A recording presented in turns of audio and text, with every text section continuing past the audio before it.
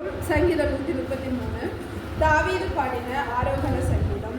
இதோ சகோதரர் ஒருமித்து வாசம் பண்ணுகிறது, எத்தனை நன்மையோ எத்தனை இன்பமுமானது. அது ஆரோனுடைய சிரசின் மேல் ஊற்றப்பட்டு அவனுடைய தாடியிலே வடிகிறதோ, அவனுடைய அங்கிகளின் மேல் இறங்குகிறதுமான நல்ல தைலத்துக்கோ எல்மோன் மேலோ சீயோன் பர்வதங்கள் மேலோ இறங்கோ பனிக்கும் ஒப்பாயிருக்கிறது. அங்கே கர்த்தர் என்றென்றைக்கோ ஆசீர்வாதத்தை ஜீவனையோ கட்டளையிடுகிறார். சேனைகளின் கர்த்தர், சேனைகளின் கர்த்தர், சேனைகளின் கர்த்தர், பரிசுத்தர், பரிசுத்தர், பரிசுத்தர், பரிசுத்தர், பரிசுத்தர், பரிசுத்தர். ஆமென். எல்லாரும் ஒரு 5 நிமிஷம்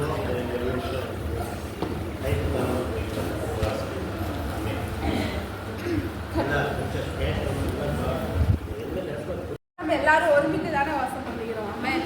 கர்த்தர் ஒரு மனதோட ஆராதனை இயேசப்பா நடத்தி கொடுத்ததுக்காக ஸ்தோத்திரம். இப்போ எப்பெல்லாம் நம்ம கர்த்தரை தேட ஒருமனப்படுறோமோ, ஒருமித்து எங்கெல்லாம் வாசம் செய்கிறோமோ, அங்கே சும்மா வாசம் செய்யறதுன்னு சொல்லல, ஒருமித்து வாசம் செய்கிறது. அப்படின்னா ஒன்னஸோட ஒரே மைண்டோட நம்ம எல்லாரும் எதுக்கு வந்திருப்பீங்க? கர்த்தரை ஆராதிக்கிறோம். என் போதகர் சொன்ன மாதிரி அவர் எவ்வளோ நம்ம மேல நேசமா இருக்கிறாரு. கர்த்தர் இல்லைன்னா அழைச்சிருக்க மாட்டாரு. இல்லை இவ்வளோ எப்படி சொல்றது, நம்மளே வேண்டான்னு சொன்னா கூட நம்மளை கூட்டிட்டு வர கர்த்தரால முடியும். ஆமென். ஒவ்வொரு சூழ்நிலையில அப்படிதான். நம்ம ஏதாவது ஒரு சூழ்நிலை முன்னாடி வைப்போம், ஆனா கர்த்தர் அதையும் மீறி நம்மளை அழைத்துட்டு வர்றது எவ்வளோ பெரிய நேசம். நாமளே வேண்டாம்னாலும் நம்மளை தள்ளிவிடாத நேசத்தை நம்ம எங்கேயாவது பார்த்துருக்கணுமா? இல்லை. ஸோ அவ்வளோ நேசம் நேசப்ப நம்ம மேலே வச்சிருக்கிறதுனால தான் நம்மளை ஒருமித்து வாசம் செய்ய வைக்கிறாரு. அது என்றென்றைக்கும் ஆசீர்வாதத்தையும் ஜீவனையும் கட்டளையிடுச்சுன்னா அவ்வளோதான், செஞ்சுதானே ஆகணும். ஒரு அரசாங்கத்தில் ஏதாவது ஒரு கட்டளை போடுறாங்கன்னா அதை செஞ்சு முடிச்சுதான் ஆகணும். அதே மாதிரி தான் இது கர்த்தர் கண்டிப்பாக நம்மளுக்கு ஜீவனையும் ஆசீர்வாதத்தையும் கட்டளையிட அவரு வல்லவராக இருக்கிறாரு. இந்த நாளில் நம்ம ஒருமித்து நம்ம இன்னும் ஆராதிக்கும் பொழுது இன்னும் வசனத்தை எல்லாரும் ஒரே மனதோட நம்ம கேட்குறப்போ கண்டிப்பாக ஆசீர்வாதத்தையும் ஜீவனையும் கட்டளையிட அவரால் முடிஞ்சதுனால தான் நமக்கு சொல்கிறாரு. ஸோ அதை அப்படியே விசுவாசிப்போம். இந்த நாளில் நம்ம நல்ல ஒரு தைலத்துக்கு அது ஏது வண்ணமாக மாற கர்த்தர் இந்த வார்த்தையை ஆசீர்வதித்து கொடுப்பாராக. ஆமென். சாட்சியில் பலத்த காரியத்தை செய்வான்னு சொல்லி நாமும் விசுவாசிக்கலாம். விசுவாசிக்கிறவனுக்கு எல்லாம் கூடும் சொல்லும்போது வேதத்தை நீங்கள் படித்து தெளிவாக எல்லாரும் பேனா நோட் கொண்டாந்துருங்க. அதை குறித்து வச்சுக்கோங்க. குறித்து வச்சு வீட்டில் போய் அசை போடுங்கள். படிக்க தெரியாதையில் பேர பேத்திகள் மக்கமார்கள் இல்லை கணவனோ இல்லை மனைவியோ ஏதோ ஒருத்தர் படிச்சிருப்பாங்க. 2 பேர் படிக்கலைனாலும் குழந்தைகளை படிக்க வச்சிருப்பாங்க. இல்லையா? அவங்களை கொண்டு நீங்கள் அந்த வேதத்தை படிக்க சொல்லி மீண்டும் ஒரு நேரம் கொஞ்ச நேரம் பாருங்கள். கர்த்தர் வெவ்வேறு ஆசிரியப்பாரா. ஆமென். ஆமாம். செய்தி கேட்டு போனோன்னே என்ன பண்ணக்கூடாது, வீட்டுக்கு போனோன்னே உடனே கொஞ்சம் நேரம் அங்கே போய் நல்லா வாஞ்சியோட ஒரு 1/2 மணி நேரம் நல்லா ஜெபம் பண்ணி போட்டு அப்புறம் நீங்கள் சாப்பிட்டு பாருங்க. அந்த வாரத்துக்குள்ள ஆசிரியத்தை நீங்களே புரிஞ்சுக்கணும். இல்லையா? அங்கே உடனே போனோமா சாப்பிட்லாமா அப்படிங்கிற எண்ணத்தோட போகாதபடி என்ன பொருளாக இருந்தாலும் நீங்கள் பொறுமையாக இருந்து வீட்டில் போய் ஒரு 20 நிமிஷம் நாள் குடும்பமாக சேர்ந்து ஒரு பாட்டு பாடி அப்புறம் என்ன பண்ணுறீங்க? இங்கே இருக்கிற வசனம் சொன்னதை மேலோட்டமாக எல்லாம் பார்த்து கொஞ்சம் எல்லாரும் ஒருத்தர் ஜெபம் பண்ணி போட்டு நீங்கள் சாப்பிட்டு பாருங்கள். அந்த வாரம் முழுக்க நான் சொன்னது கூட உங்களுக்கு மேன்மையான வசனத்தை கற்றுக் தருவார். ஆமென். இல்லையா? அந்த எண்ணங்கள் உங்களுக்குள்ள வளரட்டும். ஜபம் என்னன்னு நீங்கள் புரிஞ்சுக்கோங்க. ஜபத்தில் ஜெயிக்காதவன் நீங்கள் எந்த காரியத்தையும் ஜெயிக்க முடியாது. ஆமாம். ஜபத்தில் தான் நம்ம மூதோர்கள் ஜெயிச்சார்கள். ஆனால் ஜெபிக்கிறதுக்கு நிறைய தடைகள் வரும். மனைவி மூலியமாக வரலாம், மகன் மூலியமாக வரலாம், கணவன் மூலியமாக வரலாம், பக்கத்தில் ஒரு நாய் வளர்த்தீங்க, நாய் மூலியமாக வரலாம். பூனை வளர்த்தீங்க, பூனை மூலியமாக வரலாம். எந்த ஒரு ரோகத்தில் வரும். அது எல்லாம் மத்தேயு 18:18 பூலோகத்தில் எவையில் கட்டுகிறீங்களோ அது பரலோகத்தில் கட்டப்பட்டு கிடக்குன்னு சொல்லி தெய்வீக வார்த்தையை நீங்கள் கை கொண்டு அதெல்லாம் உட்காரும்போது, ஆண்டவரே இந்த வார்த்தை இப்படி சொல்லியிருக்குது, இந்த வார்த்தை பிரகாரம் நீங்கள் செய்யுங்க. எங்கள் ஜபத்துக்கு எந்த ரோகத்தில் எந்த இடம் கூட வந்துடக்கூடாது ஆண்டவரே அப்படின்னு சொல்லி நீங்கள் சொன்னீங்கன்னா கர்த்தர் அப்படியே உங்களுக்கு செய்வாரா? ஆமென். அல்லேலூயா. நீங்கள் என்ன வேண்டிக் கொள்ளுகிறீங்களோ அது அப்படியே நிறைவேறும். என்ன சிந்தையோடு இன்னைக்கு அவனுடைய ரத்தத்தையும் அவருடைய சரீரத்தையும் பானம் பண்ணுறீங்களோ அது அப்படியே அங்கே நிறைவேறும். இதுக்கெல்லாம் நிச்சயமான காரியம் நடக்கிறது. அதுக்கு உதாரணமாக ஆண்டவர் அவருடைய திருப்பந்தி கொடுக்கும்போது சொன்னார். என்ன சொன்னார்? திருப்பந்தியை வாங்கினார், எல்லாம் ரைட் பண்ணாங்க. அப்போ இது முடிஞ்சோடனே என்னை காட்டி கொடுப்பாங்க அப்படின்னு சொன்னாங்க. எங்கிருந்து வருவாங்கன்னு சொன்னாங்க. நம்மளதில் ஒருவர் காட்டி கொடுப்பான்னு ஆண்டவர் சொன்னார். அப்படித்தான் சொன்னார். அப்போ எல்லாரும் நானான்னு கேட்டாங்க. இன்னொருத்தர் நானான்னு கடைசி கேட்டேன். ஆமாம், நீ இதை சீக்கிரம் அந்த வேலையை செய்ய முடியுங்க. அல்லேலூயா. அப்போ அவன் உட்பட என்ன இருந்தது? அவனுடைய சிந்தை போற எங்கே இருந்தது? பணத்தை மேலேயும் காட்டு குடிக்கிற நோக்கத்து மேலேயும் அதனால நம்ம ஐஸ்வர்யம் ஆகிடலாங்கிற அந்த ஏக்கத்து மேலேயும் அந்த சிந்தை மேலேயும் அவன் நோக்கமாக இருந்தான்னு பார்க்குறோம். இல்லையா? இப்போ நோக்கங்களை நம்ம என்ன பண்ணணும்? சிந்தித்து வாங்கும்போது திருவிருந்து, அதுக்கு தான் திருவிருந்து வாங்கினாலும் சும்மா நாளைக்கு போனாலும் வீட்டில் போய் ஒரு 20 நிமிஷம் தேவனுக்காக ஒதுக்குங்கிற ஒதுக்கி சோம் பண்ணிட்டு நீங்கள் அந்த சிந்தனையெல்லாம் ஒருமனப்படுத்திட்டு அப்புறம் சாப்பிடும்போது நல்லா இருக்கு.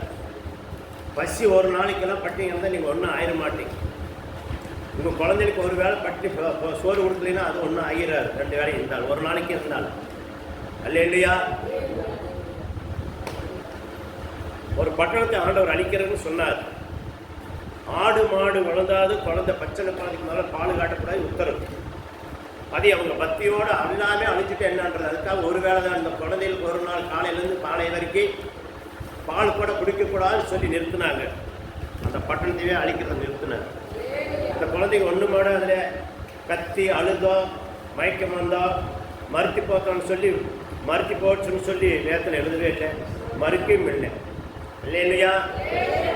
எத்தனை பேர் சாப்பிட்டு வந்து எல்லோரும் கையை தூக்குமாக்கலாம். இல்லையா? சாப்பிட்டை மட்டும் கையை தூக்கும். ஆமே ஒருத்தலை மீதியெல்லாம் சாப்பிட்டு எல்லாம் கை தூக்கும். சாப்பிடாதே வேண்டாம், சாப்பிட்டை மட்டும் கை தூக்கும். இல்லையா? உங்களை சாப்பிட வைத்து உங்களை மயக்கத்தை உண்டாக்குறதே விசுவாசம் தான். அதை மட்டும் புரிஞ்சுக்கோங்க. நீங்கள் அதுக்குள்ளே சாப்பிடாத இருந்த உடனே சாப்பிடணும், அதெல்லாம் கிடையாது. ஒன்றுமே ஆகாது. சர்க்கரை இருக்குது, ப்ரெஷர் இருக்குது. ஹாஸ்பிட்டலே சொல்கிறாங்க ப்ரெஷர் இருக்குது, சர்க்கரை இருக்குதுங்க, 2 மணி வரைக்கும் இழுக்கிறீங்கன்னு சொல்லி பாசிட்டிவ் மீட்டிங்லேயே பேசுவேன். நானும் அவங்களுக்கு ஜாலரா போட்டனாலும் உண்டு.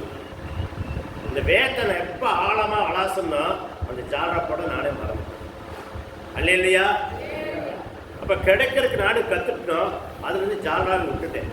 கிடைக்க முதல்ல கற்றுக்கணும். முதல்ல நீங்கள் ஒரு நேரம் உபவாசம் போட்டு நீங்கள் உட்கார முடியலைன்னா நாளைக்கு ஒரு பெரும் பிரச்சனை வரும்போது 3 நாளைக்கு ஆண்டவர் உங்களை உட்கார வைக்கணும்னு நினச்சி எப்படி உட்காருவீங்க? அந்த 3 நாள் தான் நீங்கள் ஜெயிக்கணும்னு ஆர்டர் வச்சுட்டாலும் எப்படி ஜெயிப்பீங்க? இல்லையா? நிறைய காரணம் சொல்கிறீங்க உபவாசம் பண்ண. உபவாசம் போடக்க இப்போ யாருமே ஒத்துழைக்க மாட்டீங்க. என்னன்னே தெரியல. இன்னைக்கு உபவாச கூட்டம் நடக்குது பாருங்கள், டிவியில் பாருங்கள், எல்லாமே பாருங்கள். உபவாச கூட்டம் பயங்கரம் நடந்துகிட்டே இருக்குது. பச்சை கொண்டையோட படாத வந்திருக்குன்னு சொல்லி அழுது ஜெபம் பண்ணுறதை பார்த்துருக்கேன். நீங்களாம் அரசு பச்சை தண்ணி வாயில் படாத வந்துருக்கிறீங்களா? காலையில் ஒரு அடுக்கு பிஸ்கட்டோ வண்ணம் டீயோ நிறைய ஒரு அடுக்கு அடிக்கிறத வர்றோம் மேலையா. அப்புறம் அதுக்கு மேலே சாப்பாடு இதெல்லாம் மாறணும் நம்ம எண்ணத்தில். ஸ்தோத்திரம். இயேசுனார் நல்லவர். தேவனே அறியாத ஜனங்க பாருங்க எத்தனை நாளைக்கு பத்தியா இருக்கிறாங்க. 15 நாளைக்கு என்ன செய்கிறாங்கன்னா ராகி மாவை பிணைஞ்சு அது உப்புமா மாதிரி பண்ணிக்கு மத்தியானம் சாப்பிடுவாங்க. காலையில் வரட்டியில் முடிப்பேன். பால் டீ குடிக்க மாட்டாங்க. அவர் மாடு எல்லாம் மாடு எருமையெல்லாம் பால் பெருக்கி கிடைக்கும், மனசார கிடைக்கும். இல்லை குடிக்க மாட்டாங்க. ஏன்? அவங்க அளவு பத்தியே இருக்கிறாங்க. நம்ம அவங்க இடத்துல பத்தி கற்றுக்கணும்னா அவங்க கிட்ட தான் போகணும். மத்தியானம் மட்டும் 5 என்ன பண்ணுங்க, ராகி மாவை பிணைஞ்சு அது உப்புமா மாதிரி கிளறி அதை கொஞ்சம் இவ்வளோ அடிச்சு அதே வகனமாக கொடுக்க மாட்டாங்க. இவ்வளோ சாப்பிட்டு அவையிலும் சாப்பிட மாட்டாங்க. இவ்வளோ சாப்பிட்டு வார்த்தையை குடிச்சிட்டு அன்றைக்கி பசி அவ்வளோதான். அந்த 15 நாளைக்கு அவங்க அவ்வளோ பத்தியே இருப்பாங்க. நீங்கள் நானும் ஒரு 3 நாளைக்கு கொஞ்சம் பாருங்க, ஒரு வேலையை நான் சாப்பிட்டு வந்து உட்காருங்கன்னா எனக்கு காரியமாகலை நான் உபவாசமே இங்கே தான் இருக்குது. இதுலேருந்து தான் உபவாசம் எல்லா பக்கம் நடக்குது. காந்தியடியார் என்ன செஞ்சார்? நம்ம மகாத்மா காந்தி நம்மளுக்கு தந்தையாக இருந்தவர், நம்ம இந்தியாவுக்கு தந்தை. அவர் என்ன செஞ்சார்? உபவாசத்தினால தான் இந்த தேசத்தில் என்ன பண்ணார்? அந்நிய நடத்துறது தேசத்தை கொடுக்கணும்னு சொல்லி வேதம் சொல்லுதா? உலக சரித்திரம் பேசுது. உலக சரித்திரம் என்ன சொல்லுதுங்க? உபவாசத்தினால தான் ஜெயிச்சான் இருக்கு. ஒரு உலக காரியத்துல உலக மனுஷனே இந்த காரியத்தை ஜெயிக்கணும்னா அவன் என்ன சாப்பிடாத உட்கார்ந்து விரதம் உட்கார்ந்து அந்த காரியத்தை சாதிக்கிறான். என்ன பேரு? அதுக்கு பேர் என்ன? இல்லையா? அதுக்கு பேர் என்ன? நீங்கள் நானும் வாரத்தில் ஒரு நாள் காலையில் மட்டும் கொஞ்சம் பாருங்கன்னா ஏற்றுக்க மாட்டீங்க. வெள்ளிக்கிழமையுமே ஞாயிற்றுக்கிழமை கண்டிஷனாக இருக்கலாம். வேலைக்கு போக முடியாது.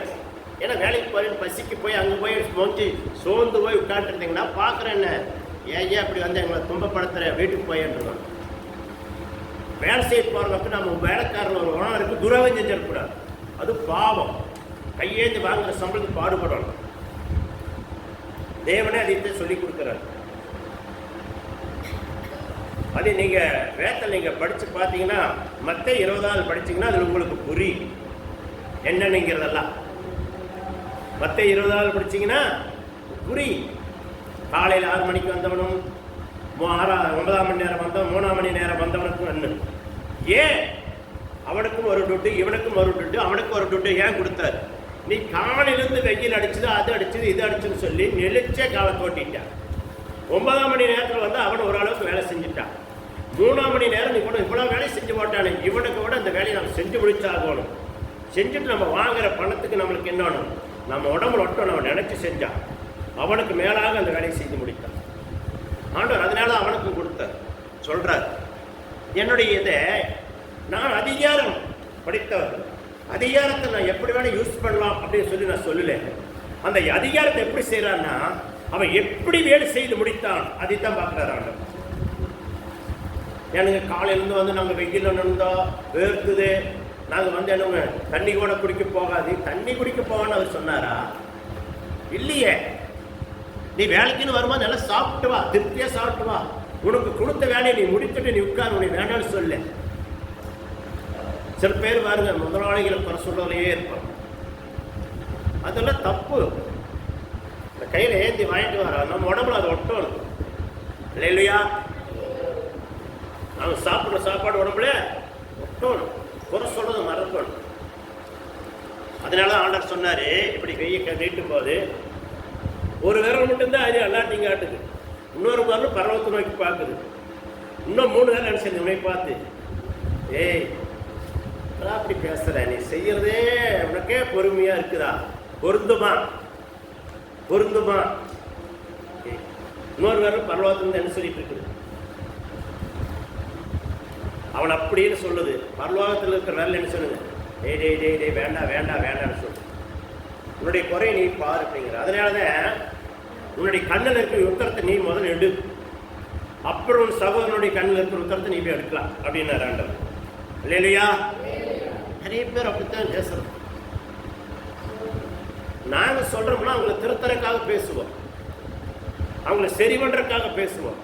நீங்க எதுக்காக பேசுறீங்க? அது முக்கியம். இல்லையா? அப்ப வானத்தை பூமி படைத்த தேவனிடத்துல நம்ம வேலையில் உண்மையா இருக்கணும். உண்மையா இருக்கிறவன் நிச்சயம் முன்னாடி என்ன பண்ண மாட்டாவன்? கைகட்டி நிற்க மாட்டான். அங்கே என்ன பண்ண? ராஜாக்கள் முன்னாடி போய் என்ன பண்ணவன்? எப்படி இருப்பானவன்? தாங்க நிற்பா. புரியுதுங்களா? கர்த்தர் உங்களை ஆசீர்வதிக்க சில ஆலோசனை உங்களுக்கு தந்தே. கர்த்தர் உங்களை ஆசீர்வதிப்பாராக, பலப்படுத்துவாராக. நாம் வசனங்களுக்கு போகலாம். இப்போ நாம் என்ன வசனம் படித்தோம்? சங்கீதம் 133வது சங்கீதம் படித்தோம்.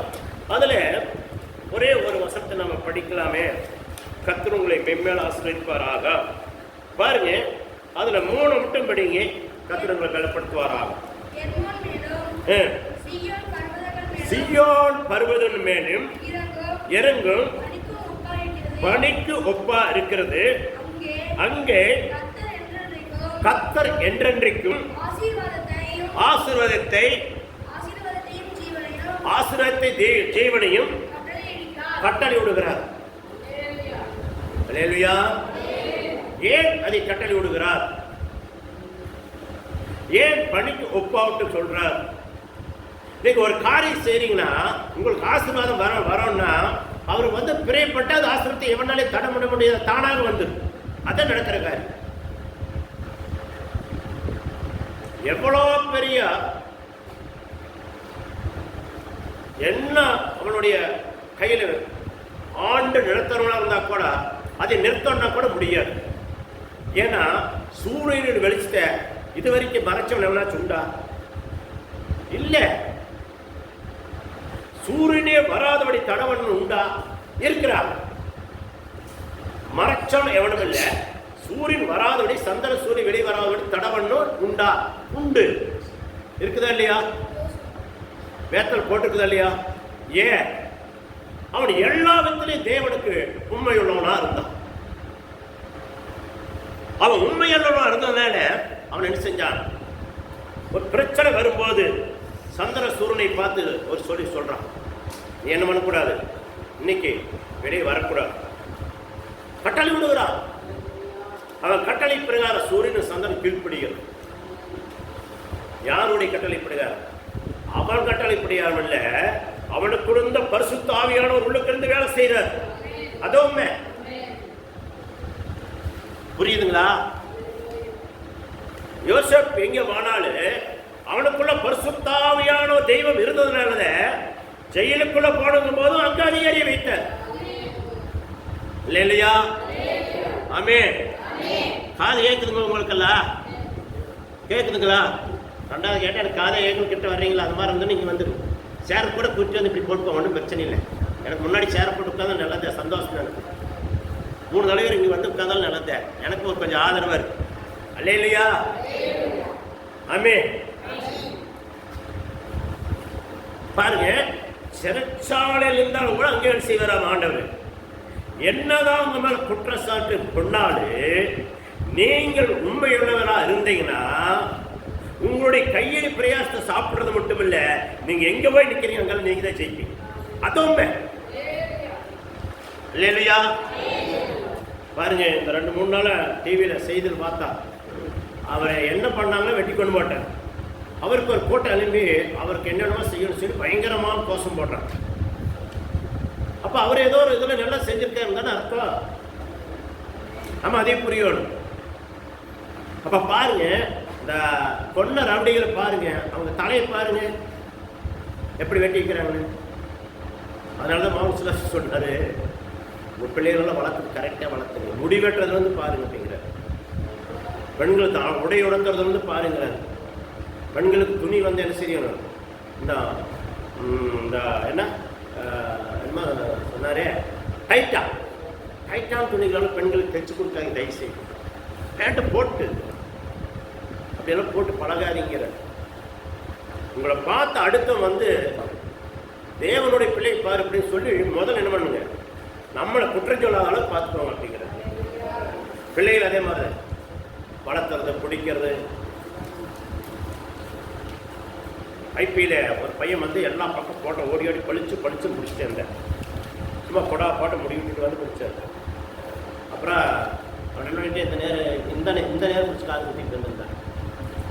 அந்த நேரம் அந்த கூட்டத்தில் அவன் ஒன்றுமே சொல்லலை. அவன் கூட்டம் முடிஞ்சோடனே கூப்பிட்டு அவனை தனியாக வாட்ஸ்அப் சொன்னார். வெளியே வரும்போது அந்த காது கடுக்க கழட்டிட்டான். இந்த சாப்பிட்டு போகும்போது தலையை என்ன பண்ணாலும் சீராக போன அப்படின்ட்டு எல்லாம் சாப்பிட்டு ரெண்டாவது சாயங்கால ஆராதனைக்கு வந்து வர்ற அழகா முடி வெட்டி அப்படியே எப்படி சூப்பரா வெட்டிட்டு வந்தான்.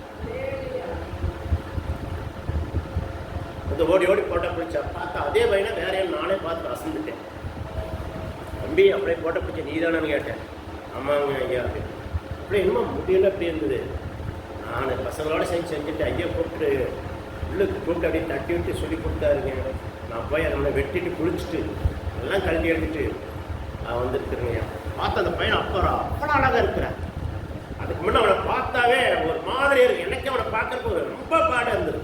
இப்படி போட்டால் ஓடி ஓடி பிடிக்கிறவன் தன்னை ஓட்டத்தில் அவனை பார்த்தா இப்படி ஒரு மாதிரி இருக்கு. அப்புறம் பார்க்குற எல்லாம் அவங்களுக்கு கை கொடுக்குறாங்க அந்த பையனை. காரணம் என்ன? அப்புறம் அழகாக வெட்டிட்டு வரேன். முன்னோர்களெல்லாம் முடி வெட்டுறது பாருங்க பாருங்க. இப்போ எஸ்எஸ்எல் தலையை எப்படி வெட்டிக்கிறார் அழகா அந்த மாதிரி மனுஷன் எப்படி அந்த மாதிரி அழகாக வெட்டணும். பிள்ளைகளை நம்ம சொல்லி கொடுக்கணும். குழந்தைகளுக்கு வளர்த்த அவங்களுக்கு தெரியாது. இந்த பொம்மையில பார்த்து கெட்டு போகலாம். குழந்தைகளுக்கு சொல்கிறோம். துணி எடுத்து கொடுக்கும்போது அதே மாதிரி அவங்க கேட்குற மாதிரி நீங்கள் எடுத்து கொடுக்கூடாது. நீங்கள் போய் பார்த்து நல்லா எப்படி தான் போடணும் சொல்லி கொடுத்தீங்கன்னா அந்த குழந்தைங்க அப்படி தான் இருக்கு. அதெல்லாம் உண்மை. நம்ம தான் அதை செய்யணும். நாம் முதல்ல வந்து மாற்றத்தை கொண்டாடலைன்னா உலகத்தை போய் நம்ம சத்தியமே நம்ம சொல்ல முடியாது. எப்படி சத்தியம் சொல்லுவீங்க? நீங்கள் போய் சத்தியம் எடுபடுமா? எடுபடாது. அதுவும் கர்த்தருக்கு ஸ்தோத்திரம்.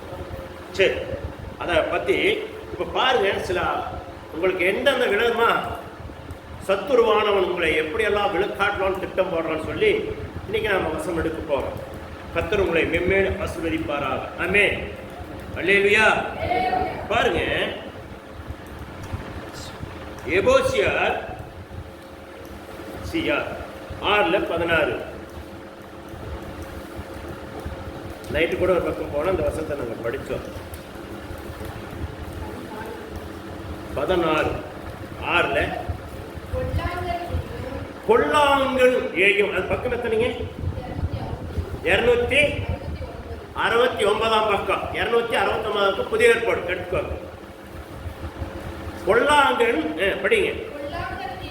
கொல்லாங்கள் ஏயும் அச்சடி ஆஸ்திரங்களை எல்லாம் என்ன பண்ணத்தக்கதாக?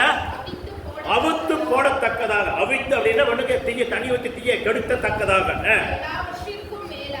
எல்லாவற்றுக்கும் மேலாக விசுவாசம் என்னும் கேடகத்தை பிடித்து கொண்டவர்களாக நில்லுங்கள். கர்த்தருடைய வார்த்தையை நான் சொல்லிக் கொடுக்கிறேன். நீங்க விசுவாசிங்கன்னா அப்படியே உங்க குடும்பம் ஆக கடவுள். இதோ உண்மை. நீங்க என்ன செய்ய நினைக்கிறீங்களோ விசுவாசிக்கணும். என் குழந்தை இப்படித்தான் வளர்த்தேன், என் பையன் இப்படித்தான் வளர்த்தேன், என் பிள்ளை இப்படித்தான் வளர்த்தேன், கணவனுக்கு ரேஜுக்கு கொண்டாடுவேன், மனைவி இந்த ரேஜுக்கு கொண்டாடுவேன். என் ஆண்டவர் எனக்கு கூட சப்போர்ட் செய்வாரு. என் தேவன் எனக்கு விலக மாட்டாரு. சத்தியத்து பிரகாரம் நடந்திருக்கு. என் தேவன் எல்லாத்துக்கும் எங்களுக்கு உதவி செய்வார் அப்படிங்கிற எண்ணம் உங்களுக்கு விசுவாசத்தை வளர்த்துறீங்கன்னா ஆபிரகாம் சொல்ற விசுவாசத்துல ஐஸ்வர்யவனானார், வல்லவனானார்.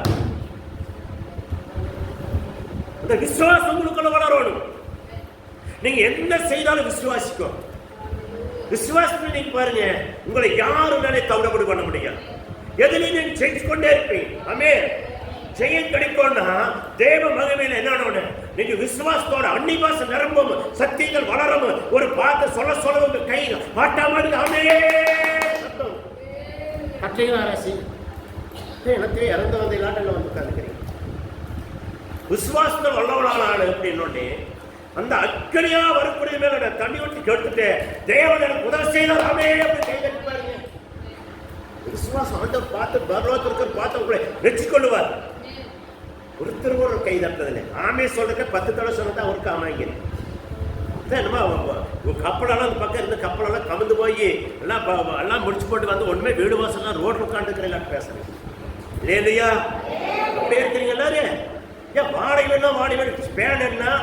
வீட்டுக்குள்ள ஏசி என்ன? ஏசி இருக்காட்டி கூட ஃபேன் என்ன? அதுக்குள்ள என்ன எல்லாம் என்னென்ன வேணுமோ அத்தனை வச்சிருக்கிறோம். வச்சிருக்கிறோம் இல்லையா? அப்புறம் எதுக்கு அப்படி உட்காந்து இருக்கிறீங்க? சொல்லும் போது விசுவாசத்தோட ஆமே போட்டு கை தட்டி பாருங்க. தேவன் உங்களை சும்மா பேரி பார்ப்பாரா? என் பிள்ளை அத்தால ஒருத்தர் கையை தட்டுச்சு, ஆமையை போட்டுச்சு. அப்படின்னு அங்கிருந்து ஒரு அன்பன் உங்களுக்கு ஒரு முத்தொண்டு ஒண்ணுங்க பரலோகத்தை பதிச்சு கொண்டிருப்பார் தெரியுமா இல்லையா? அப்ப பரலோக முத்து பதிக்கப்படணும்னா நீங்க இந்த பூலோகத்துல செய்யணும். கையை தட்டாம ஆமே பாடாம தேவ சமூகத்துல தேவனை வைத்தாமும் ஆமே இன்னைக்கு ஏதோ நீங்க செய்யணும். நான் போகும்போது ஒரு காரியம் நடக்கும். என் வீட்டில் இருக்கிற பிரச்சனைக்கு ஒரு முடிவு வரணும். அது நன்மையினால் முடிச்சுட்டப்படணும். நான் விசுவாசிக்கிற ஆண்டவரே அப்படி சொல்லி பாருங்க. விசுவாசிக்கிறேன் சொல்லணும். சொல்லி பாருங்க. எவ்வளவு பெரிய காரியம் தான் நீங்க போகாம நடக்கிற கடவுள் வேடிக்கை பாட்டு இருக்க மாட்டார். உன் உற்சாகத்தை பார்ப்பார். உங்களுடைய கைகளை கால்களை நீங்க படுற பாட்டையும் பிரகாசத்தை ஒரு நாளும் கர்த்தர் வீணாக்க மாட்டார். நீங்க படுகிற பிரயாசம் எல்லாம் வீணா போகாது. தேவனுக்குள்ள படுகிற பிரயாசம் ஒரு நாளும் உங்களுக்கு வீணாகாது. அவன் எப்படி வேணாலும் கூடலாம், எப்படி வேணாலும் உங்களை தொலைக்கலாம் சொல்லி திட்டம் போடுறான். அவன் திட்டங்களை வெறுமையாக்குற இயேசு முன்னால நிற்பார். இதான் உண்மை. தெரியுங்களா? இயேசு எப்படிப்பட்டவர் தெரியுங்களா? அத்தனை ஜெயிச்சு எழுப்பின தேவன், ஜெயிச்சு 3ஆம் நாள் உயிரோடு எந்திரிச்சு வந்த தேவன். அவருடைய ரத்தத்தை சொன்ன பேய்களை ஏன் அலறுது? ஜெயிச்ச தெய்வம். மறித்ததை நீங்க வணங்கல, உயிரோட எழுந்து உங்களோட என்னோட நம்மளுக்குள்ள வாசம் பண்ற தேவன், நம்ம நடுவில் நிக்கிற தேவன், அந்த தெய்வத்தை தான் நீங்க வணங்குறீங்க. இல்லையா? நிறைய ஜனங்கள் அறியாதனால அவங்க தெய்வம் செய்யறாங்க. அறிஞ்ச உங்களுக்கு கூட அவங்க தான் பக்தி ஜாஸ்தி. அவங்க எல்லாம் நல்லா என்ன பண்ணுவாங்க, சீக்கிரம் நீங்க கூட கைதட்டி புத்திக்கிற காரணம் பண்ணிடுறாங்க. தெரியுமா? இல்லையா? அவங்க இருதய கண்கள் கட்டப்பட்டிருக்கிறதுனால அவங்களுக்கு தெரியல. அவங்க இருதய கண்கள் திறக்கப்பட்டு புதுசா ரட்சிப்படையில பாருங்க என்ன குதிக்கிறாங்க. நல்லா புதுசா ரட்சிப்பட்ட போது குதிக்க கம்மு சம்ம அப்படியே பம்பரமாட்ட குதிப்பேன். இதெல்லாம் ஒரு நாள் குதிச்சு நான் பார்க்கல. இல்லையா? ஒரு நாள் நீங்க கை தட்ட சொன்னா தான் தட்டுறீங்க. உங்களை அறியா நீங்க கை தட்டணும். கை தட்டுறது யாருக்கு? மனுஷனுக்கா? கர்த்தருக்கு. என்ன நடந்தாலும் நன்றி ஐயா, யார் கைவிட்டாலும் நன்றி ஐயா. நன்றி நன்றி உமக்கு தானே, கைவிடாத தெய்வமே உமக்கு தானே. நன்றி நன்றி உமக்கு தானே, கைவிடாத தேவனே உமக்கு தானே. நித்திய ராஜாவே நன்றி ஐயா, நிதியும் தெய்வமே நன்றி ஐயா. சத்திய காரனே நன்றி ஐயா, சமாதானம் கொள்பவரே நன்றி ஐயா. நித்திய ராஜாவே நன்றி ஐயா, பரலோகத்தில் இறங்கி வந்தவரே நன்றி ஐயா. எனக்காக அவரை செய்தவரே நன்றி ஐயா. நன்றி நன்றி உமக்கு தானே, கைவிடாத நீதிபரரே நன்றி ஐயாமே. கைவிடாத தேவன் அவர் நீதிபரர். ஒரு நாள் உங்களுக்கு விலக மாட்டார். அந்தவரே இன்னைக்கு ஏதோ நடக்கும். அந்தவரே ஏதோ ஒரு நன்மையை எனக்கு அந்தவரே சொல்லிடுறப்பா. அடுத்த வாரம் உங்களுக்கு ஜீவ சாட்சியை சொல்லாத ஆண்டவரே. நான் சும்மா காட்டு போயிட்டு வரக்கூடாது ஆண்டவரே. வீட்டில் போகும் போதெல்லாம் என்னுடைய மனசு அப்படியே ஒவ்வொரு நாள் நொந்து நூலா போகக்கூடாது ஆண்டவரே.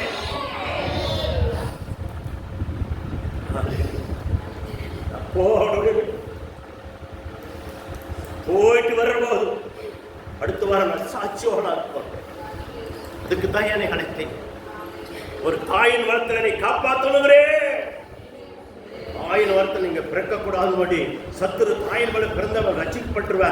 ரசிக்கப்பட்டான இந்த தேசத்துல உலகத்தை கலக்கிறவனை மாத்துறவனு சொல்லி அவனை தாயின் வசதியே அவனை கொள்ற கட்டப்படுவான் விசுவாசம். தெரியுமா? அதுவுமே தெரியுங்களா?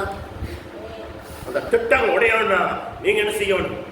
செபித்தலையும் வசனம் வாசிக்கிறதுலையும் தேவ சமூகத்தில் காத்திருக்கிறதுலையும் அதிகமாக செயல்படும். பாரத் பிரசாத் ஒரு டையிங் இருந்தது. அந்த டையிங்ல பால் பேரே பால் டையிங் மாஸ்டர் இருந்தார். ருசி இப்படின்ட்டே இருப்பார், என்ன இப்படின்ட்டே இருப்பார். அவர் வந்த வாரம்லாம் விட்டு போக மாட்டார். நல்ல பாடி வைஸ், சூரிய போல நல்லா பார்த்தா அப்படியே நல்ல வாட்டு சட்டமாக சூரிய பார்த்தா அவரை பார்க்க முடியாது. இருந்தாலும் சூரிய கொஞ்சம் வளர்த்திக்கமே அந்த பையன் கொஞ்சம் இன்னும் கொஞ்சம் வளர்த்து இப்படி நைட்டு மகளும் இருப்பான். எந்த நேரத்தில் வேணால் கொஞ்சம் கட்டளவுக்கு சுத்தே கண்ணை மூடுவார். பகலையும் இருப்பான், நைட்லையும் இருப்பான். நல்லா ஒரு 3-4 வருஷம் நல்லா உழைச்சான். 4 வருஷம் கழிச்சு போய் பார்த்தா அங்கே வேலைக்கு வந்து பாரத் பிரசாத் கூட பெரிய டைம் உண்டாக்கிட்டான். சரிங்களா? இல்லையா? பெரிய டைம். அவங்களுடைய தோட்டம் கொஞ்சம் தோட்டம் இருந்தது. இவங்க வாடகைக்கு தான் நடத்தினாங்க பாரத் பிரசாத். அவங்க சொந்த இடத்துல அவங்க டைம் வச்சார். இன்னைக்கு கோடீஸ்வரனா இருக்கிறார். சரிங்களா? காரணம் என்னங்க? தூக்கத்தை அவர் நினைக்கல. உழைப்பை வந்து என்ன பண்ணுங்க, அஷ்ட பண்ணல. அங்கே ஓனர் 3 ஓனர், கட்சாமி, ரத்னசாமி, அப்புறம் இன்னொன்று முருகசாமி, 3 பேர். சாமி சாமின்னு சொல்லுவாங்க. 3 பேர். அந்த 3 பேருக்கு அது உண்மையா இருந்தா அந்த மனசு, இந்த பையன் உண்மையை தான் ஒருத்தர் எதிர்பார்க்கிறார். உண்மையோட மனசே பட்டா. இன்னைக்கு ஏதோ ஒன்று அந்த பையனத்தை கூப்பிடுவாராம் முதலாளி. 3 பேர் கூப்பிடுவாங்க. நான் இலவசம் கூப்பிட்டு போவாங்க. ஆலோசனை கூப்பிடுவாங்க. காரணம் என்ன? அவன் எவ்வளவுதான் பெரிய ஆள் ஆனாலும் எங்கிட்ட வேலை செஞ்சதுனால வந்து சொல்லி ஆலோசனை கொடுப்பாங்க. உங்களை யாரையும் ஆலோசனை கூப்பிடுவாங்களா? அந்த மாதிரி நடந்துக்கிறீங்களா? இல்லையா? நினைச்சு பாருங்க. நான் அங்கே பயிலர்மேனா இருந்தேன் அந்த பாரத் பிரசாத்தில். போனால் 3 நாள் 4 நாள் கழிச்சு தான் வருவேன். அப்போ அந்த சாப்பாடு வேற, கடை சாப்பாடு இருந்தாலும். இன்னைக்கு புரோட்டா 5 புரோட்டா போட்டா தான் அன்னைக்கு 1 புரோட்டா. அதுலேயே நம்ம என்ன பண்ணுங்க, 6 புரோட்டா 7 புரோட்டா அப்படியே ஒரு பெரிய தலைவலையில் போட்டு பிச்சு போட்டால் அது அப்படியே நிறைஞ்சிரு. குழம்பு கொண்டாந்து கிட்ட வச்சுருப்பாங்க. பூரா பச்சை சுண்டல் குழம்பு வைப்பாங்க. எடுத்து ஊற்றி பிணைஞ்சு அடித்தா சாப்பிட்டு போட்டு போய் அப்படியே வேலை செய்யுது. உடையே தெரியாது. இன்னைக்கெல்லாம் அந்த புரோட்டா இருந்தால் நீங்கள் 1 புரோட்டா திங்க மாட்டீங்க. இல்லையா? சரிங்களா?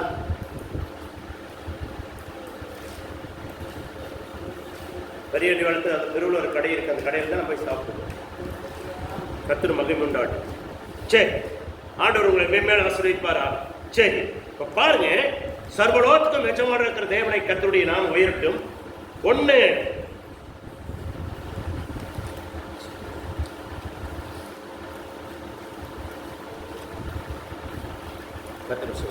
சங்கீதம் 139 சங்கீதம் 13 எடுத்துக்கொள்ளுங்க. நீ என் உள்ளந்தரியங்களை கை கொண்டு இருக்கிறேன். என் தாயின் கற்பத்தில் என்னையே காப்பாத்தினே. பார்த்தீங்களா என்ன செஞ்சாரு? தாயின் கற்பத்தில் நீங்க காப்பாற்றப்பட்டதுனால இன்னைக்கு நீங்க ரட்சிக்கப்பட்டு வந்திருக்கீங்க. இல்லையா? அப்ப உங்களுக்கு பிறந்தவர்கள் அவர் காப்பாற்றல, பிற்காலத்திலேயே உங்களை காப்பாற்றிருக்கிறார். உங்களை தாயின் கற்பத்திலேயே சத்துரு கொண்டு போனாலும் திட்டமிட்டான். அந்த திட்டத்தை வெறுமையாக்கினான்.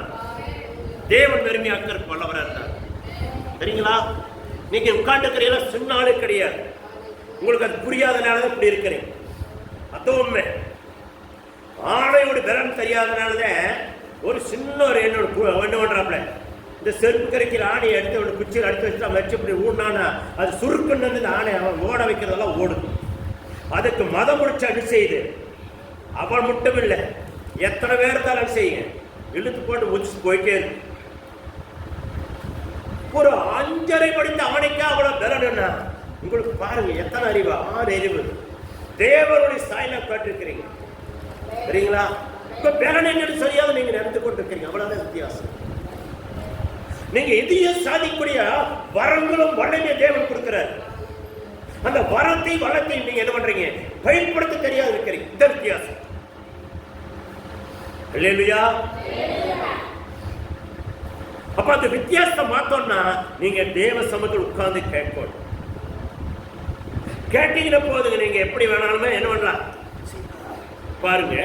அப்படி என்னதான் என்ன பண்ணுங்க, அக்கினியா அஸ்திரத்தை என்னத்தைய அனுப்பி கொள்ளணும் திட்ட மாட்டா. அவன் திட்டத்தை பெருமையாக்குறவர் ஆண்டவர். ஒரு தாயின் வாக்கிலே முதல் தெரிந்து வைக்கிறார் உங்களை. தாயின் வாக்கிலே தெரிந்து உங்களை அங்கேயே பேர் சொல்லி அழைக்கிறாரு பாருங்க. ஏசாயா 45:3. அல்லேலூயா. ஏசாயா 45:3 படிங்க. உங்களை பேர் சொல்லி அழைக்கிற இஸ்ரவேலின் தேவனாய் கர்த்தர் நானே என்று சொல்லி அறிவாயா. பார்த்தீங்களா, தேவன் செய்யறார் உங்களை பேர் சொல்லி அழைச்சிருக்காருங்க. அது புரிஞ்சுக்கல. மைக்கில பேர் சொல்லி அழைச்சிட்டாரு. இவர் தேவனிடத்தில் வராதனால சின்னவர் என் முள் வச்சுட்டாரு. முதலே வந்திருந்த மகனே இன்னைக்கு நல்லா ஆரோக்கியமா இருக்கலாமே. அதைத்தான் ஆண்டவர் சொல்றாரு. ஒவ்வொருத்தர் என்ன பண்றாங்க, எல்லாம் இருக்கிறவங்க நல்லா போன பிறகு வந்து அப்புறம் முழங்கால போட்டு உரைக்கிறது இல்லையா? சிறச்சாலும் அதைத்தான் செஞ்சாரு. கடவுள் கொடுத்ததே அவங்களுக்கு கொடுத்த பேரன் எழுதுங்க. இந்த வனாத்தில் ஒருத்தர் வியாதி ஒருத்தர் சாகல சரிங்களா? தேவனுக்கு விரோதம் முறிப்பு இருக்கும் போது அவர் என்ன பண்ணாரு, பட்டை தான் அடித்தாருன்னு தான் இருக்குது. 2000 பேர் 3000 பேர் 20000 பேரை ஒட்டுக்க பண்ணார். எப்படி வாதி அனுப்புனார். ஏன் அனுப்புனார்? முறுமுறுப்போவர் தேவனுக்கு விரோதம் போன வழி மறுவழி எல்லாம் உங்களை எப்படி பயங்கரமா நடத்துறாரு. அந்த நன்றி எல்லாம் ஆதி சேனல் பண்றாங்க தேவனுக்கு. அதே மாதிரிதான் நம்ம மக்கள் கொஞ்சம் காசு பணம் வந்துட்டா கடவுள் மறந்துடுறோம் இல்லையா? எவ்வளவு பணம் வந்தாலும் எவ்வளவு சொத்து வந்தாலும் வேதம் படிக்கிறத, தேவ சமூகத்தில் உட்கார்றத, தேவனத்தில் காத்திருக்கிறத நீங்க மறக்கா செஞ்சு பாருங்க.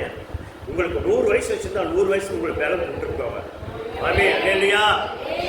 காலைக்கு பாருங்க 85 வருஷம் 16 வயசு போல அவரை வச்சிருந்தார். மோசையை பாருங்க 120 வருஷம் அவன் கண்ணு மங்கவில்லை. அவன் பல்லு லேச ஒன்று கூட ஆடவில்லை. அவன் பிளனோட வைத்திருந்தார். 40 நாள் தண்ணி புசிக்காத குடிக்காத போய் ஒரு மொட்டை வனாந்தரம் மழை என்ன பண்ணாப்ல பாறை மேல காத்திருந்து செழிச்சவங்க. அவன் பலம் கொண்டவில்லை. நீங்கள் நானும் 2 நாள் வந்துட்டு வந்தா 3 நாள் வந்துட்டு எனக்கு பலனே இல்லைங்க, பார்க்கலாங்க, அடுத்த மாசம் பார்க்கலாம், அடுத்த மாசம் பார்க்கலாம், அப்படியே தள்ளி போட்டுட்டே இருக்கும். இவங்களுக்கு வந்து ஆண்டவர் 1000 வருஷம் வச்சிருக்கிற மாதிரி இவங்களுக்கு நாளை தள்ளி போட்டு வர இருக்கிறனால நீங்க பயன்படுத்திக்க தேடணும். தேடிங்கன்னா தானாகவே உங்களுக்கு கூட்டிகிட்டே இருப்பார் ஆண்டவர். தானாகவே 50 அந்த 60 பண்ணுவார், 60 அந்த 70 பண்ணுவார், 70 அந்த 80 பண்ணுவார், 80 அந்த 90 பண்ணுவார், 90 அந்த 100 பண்ணுவார். 120 வருஷம் மோசை போலயே வழி நடத்திருக்க ஆண்டவர் வல்லவர். நீங்க ஓனம் கை என்ன கடி உணவதையும் நடக்க வைப்பார். சரிங்களா? இல்லையா? உண்மையை பார்க்கிறார் ஆண்டவர். அதான் முக்கியம். ஏன்னா அடிவிட்டு வந்தா அவ்வளவுதான் சொல்லி என்ன பண்ணிட்டாப்ல, கோயம்புத்தூர் வந்து பாடி வருது அப்படின்னு சொல்லி எனக்கு சொந்தக்காரன் வந்து போல்ஸா இருந்தவன், எங்க வீட்டுல தின்னு வளர்ந்தவன், அம்மா கையில் சோறு தெரிஞ்சவன். அவன் சப்னிஸ் பட்டோன்னு அவனுக்கு யாரை தப்ப சொல்லிட்டாங்க. ஐயோ அண்ணன் போயிட்டாராமா பாடி வந்துட்டு சொல்லி எல்லா பக்கம் பறித்து விட்டான். அல்லேலூயா. அவ்வளவுதான்ட்டாங்கல்ல கொடுமை பேர். எல்லா ஊர்ல இருந்து டெம்பா வந்து இறங்குறாங்க. எல்லாம் கால் ஊர்ல வீதி சத்தம் போட்டு அழுத்து வர எடா சத்தம் ஏக்கு நெகிச்சு போய் பார்த்தா நான் நெகிச்சு போயா டேய் அவர் நிக்கிறாரா, அவர் நிக்கிறாரா. எங்க அக்கா அத்தனை பிள்ளை வந்து கட்டி பிடிச்ச அப்பா இப்படி சொல்லிட்டாங்க அப்படின்னாங்க. எந்த கிளம்புறேன் இல்லையா? அந்த எல்லாம் பார்த்துட்டு 100 ஆயுசுக்கு போயிட்டேன். அப்படியே ஆக கடவுள் நான் இயேசு நாமத்துல இல்லையா? புரியுதுங்களா? எவ்வளோ சத்துரு என்னதான் திட்டமிட்டாலும் அவன் ஜெயிக்க போறதில்லை, நீங்க தான் ஜெயிப்பீங்க. ஆமே செய்யப்படுக்கத்தான் நீங்க வந்திருக்கிறீங்க. அது முக்கியமா புரிச்சுக்கோங்க. சரிங்களா? கர்த்தருக்கு ஸ்தோத்திரம். அல்லேலூயா. அப்ப என்ன பண்ணாரு? பேர் சொல்லி அழைத்திருக்காரு. பாத்தீங்களா இல்லையா? உங்கள் பேர் சொல்லி அழைத்த தெய்வம் தான் ஒரு தாயின் மாத்திரம் உங்களை தெரிஞ்சு வைத்திருக்காரு. அதான் அதை நீங்க புரிஞ்சுட்டீங்கன்னா ஒரு நாள் சோர்ந்து போக மாட்டீங்க. ஆமையா நீங்க வாயில சொல்றதுக்கெல்லாம் அழகா இருக்குதுங்க ஐயா, எனக்கு வகர் கிள்ளும் போது உங்களுக்கு தெரியும் அப்படின்னு முணுமுணுக்கிறீங்க, நிறைய இருக்கிறீங்க. அல்லேலூயா. நான் பசி பார்க்காத நாட்டை என்னுடைய உடம்பு போகிற மரத்தில் செஞ்சு வச்ச மாற, இல்லை கல்லில் செஞ்சு வச்ச மாற, இல்லை சிமெண்ட் பூசி வச்ச மாற நீங்கள் அப்படி சொல்லிட்டு இருக்கிறீங்க. நானும் உங்களோட மனசு தான் நீங்கள் புரிஞ்சுட்டீங்கன்னா அப்போ புரிஞ்சுக்கிற எல்லாமே. அல்லையா? பசி பற்றியெல்லாம் நான் பார்த்து வந்து ரசித்து வந்தவன். நான் கஷ்டப்பட்டு வந்ததில் ரசித்து வந்தவன். பசி பட்டியல ஒன்றும் செய்யாதன்னு எனக்கு தெரியும். பசி பட்டி கிடந்தது எப்போ நான் போக வேண்டியது கிடந்தனால அப்போல்லாம் நான் போகல, இல்லையா போக போகிறேன். அல்லையா? இன்னும் அவருடைய வேலையை செய்யிருப்பான்ட்டு கொல்ல மாட்டார் நீ. புரியுதுங்களா? ஒவ்வொருத்தரும் நீங்கள் சுவிசாரம் சொல்லிப்பாரு, உங்களை ஆர்டர் கொண்டு மாட்டார். எவன் என்ன திட்டம் போட்டாலும் அவன் செத்துருவா, நீங்கள் சாக மாட்டேன். இதுவுமே அல்லையா? சுவிசேஷம் சொல்லுங்க. வாரம் வாரம் ஒரு ஆத்மா கொண்டுட்டு வாங்க. கொண்டாருக்கு வழியை தேடுங்க. தேவன் உங்களுக்கு செய்ய வேண்டிய காரியத்தை செஞ்சுட்டே இருப்பார். ஆமீன். அல்லையா? உங்களுக்கு கொடுத்த ஞானத்தினால, உங்களுக்கு கொடுத்த கையின் பிரயாசத்தினால கொஞ்சம் செலவழி. அதுக்கு 7 மங்கா கர்த்தர் என்னோட 7 மடங்கு உங்களுக்கு தருவார். அதுவுமே புரியுதுங்களா? கர்த்தர் தரோன்னா நாமளே என்ன செய்யணும்? சில காரியங்களை பார்க்கணும். அல்லையா? கர்த்தருக்கு மகிமை உண்டாட்டு. அடுத்த வசனம் வா. யாத்திராகம் எடுத்துக்குவாங்க. யாத்திராகம் ஆதியாக அடுத்தது யாத்திராகம் தானே. எடுத்துட்டீங்களா? 12:13 படிங்க.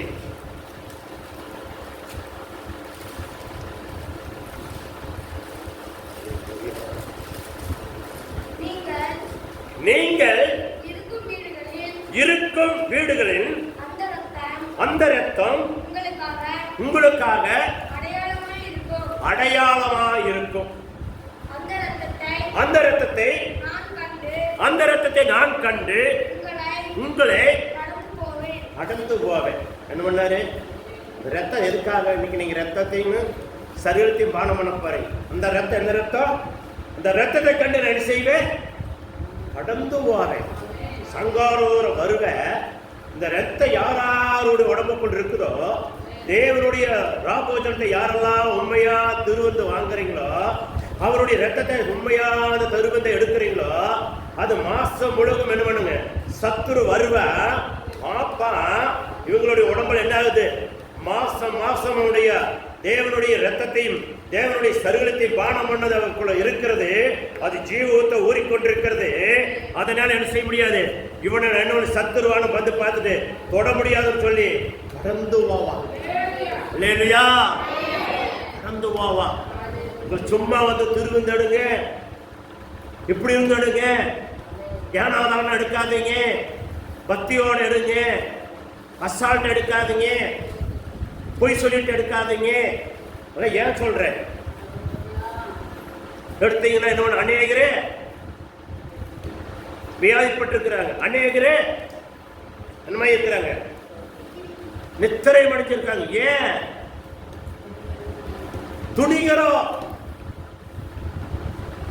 இல்லையா? துணிகிறத நான் விடுறோம். இன்னைக்கெல்லாம் பரவாயில்ல, அன்னைக்கெல்லாம் தெரியுங்களா? ஒரு சின்ன காரியம் போயிட்டீங்கன்னா 3 நாளைக்கு சாப்பிடக்கூடாது, உட்காந்து நல்லா பத்தியே இருப்பாங்க. 3 நாளைக்கு இருந்து அப்புறம் தான் திருவிந்து வாங்குவாங்க. இன்னைக்கெல்லாம் அப்படி இல்லை. கொஞ்ச நேரம் இருக்கிறதுக்கு இத்தனை சாக்கு போக்கு சொல்றாங்க. நான் நினைப்பேன், என்னோட இத்தனை சாக்கு போக்கு சொல்றாங்களே, இதெல்லாம் எப்படி பரவாயில்ல சேர்த்து ஏசப்பா தெய்வமே அப்படின்னு சொல்லி நான் கண்ணீர் ஒரு நாள் உண்டு நினைப்பு. நான் மனசுக்குள்ள அழுவே வெளியே நல்லா பேசுங்களோட, வேற வழி இல்லை. நம்ம வச்சிருக்கிறது கொஞ்சோண்டு, அதே இதுன்னு சொல்லி போயிடணுங்கிறாரு. போற நாய் பேசுறாங்க. திருந்து பிடிக்கலாங்கிற எண்ணம் அவங்க வீட்டு இல்லை. நம்ம நல்லா இருக்கணும் முன்னேறுங்கிற எண்ணம் அவங்களுக்கு இல்லை. போற நாய் பேசுறதுக்கு நம்ம என்ன பேசணும்? சரி, அப்படியே தொடவி கொடுத்து தொட்டு கொடுத்து ஆயின்னு ஓட்டு வர மாடு ஓட்டு மாறு அப்படியே இழுக்காது. அந்த காடு இன்னும் கொஞ்சம் ஓட்டி ஆகணுமே, இன்னும் கொஞ்சம் இது ஓட்டினா தான் இது பண்ணுவானு அந்த காடு சுத்தமாக ஓட்ட முடியும், அப்போ தான் அந்த வெள்ளாமை எடுக்க முடியும் அப்படின்னு எப்படி அப்படியே பசுமாட்டை தொட்டு கொடுத்து மாற தொட்டு ஓட்ட வேண்டியது இருக்கு.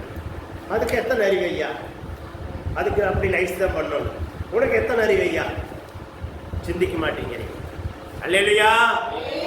சிந்திக்கணும். அதுக்கு நம்மளுக்கு வித்தியாசம் இருக்குதா இல்லையா?